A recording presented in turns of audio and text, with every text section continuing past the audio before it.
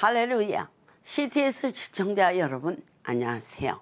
저는 요나 3.1 성원원장 이에스더 목사입니다. 오늘은 누가복음 2장 21절 이하의 말씀을 통해서 이스라엘의 위로자 예수님이라는 주제로 함께 은혜를 나누려고 합니다. 예루살렘 성전에서는 오랫동안 하나님의 응답이 없었지요. 그래도 이스라엘 자손들은 성전에서 끊임없이 하나님께 기도를 드렸습니다. 그랬더니 400년 만에 첫 응답이 임한 것입니다. 그것은 바로 사가랴가 분향할 때에 세례 요한이 태어날 것을 천사가 예고해 주었고, 이것을 시작으로 해서 계속 하나님의 응답이 이어집니다. 첫째, 이 세상에 태어나신 예수님은 다른 유대인 아이들처럼 8일 만에 할례를 받으셨습니다. 원래 할례는 하나님의 백성으로 받아들인다는 표시로 이스라엘 자손들에게 행하는 것이죠. 아무리 이스라엘 자손이라 하더라도 출생에 의하여 자동적으로 하나님의 백성이 되는 것은 아니고 반드시 할례를 행해야 될 수 있는 것입니다. 그러니까 이것은 사람이 이 세상에 태어날 때는 모두 죄성을 가지고 태어나기 때문에 그 죄성을 잘라내어야 하나님의 백성이 될 수 있다는 것을 뜻합니다. 그런데 예수님은 동정녀를 통해 나셨기 때문에 죄성이 없으며 그 본질이 하나님의 아들이셨지만 겸손하게 할례를 받으심으로 처음 행하는 율법부터 지키셨던 것입니다. 둘째, 정결 예식의 날이 참에 요셉과 마리아는 아기를 데리고 예루살렘으로 올라갔습니다.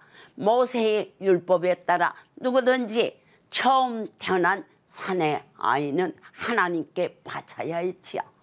그러나 이것은 직접 바치는 대신에 성전에 세겔이라는 돈으로 바쳤던 것입니다. 요셉과 마리아는 아주 가난하여 비둘기의 제사로 결례를 행했습니다.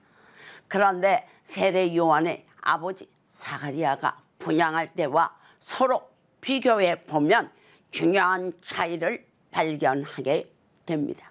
사가랴가 분향할 때는 천사가 와서 하나님의 뜻을 알려주었는데, 요셉과 마리아가 성전에서 결례를 행했을 때에는 천사가 아니라 나이 많은 선지자가 하나님의 말씀을 전했습니다. 이것은 천사를 통한 말씀이 사람을 통한 말씀으로 바뀐 것을 보여줍니다. 셋째, 시므온과 안나는 아기 예수를 맞이하기 위하여 성전을 떠나지 않았습니다. 시므온은 의롭고 경건하여 이스라엘의 위로를 기다리는 자였지요. 그 사람 위에는 하나님의 성령이 머물러 있었다고 했습니다. 시므온은 그가 죽기 전에 구주가 오신다는 성령의 지시를 받았던 것입니다.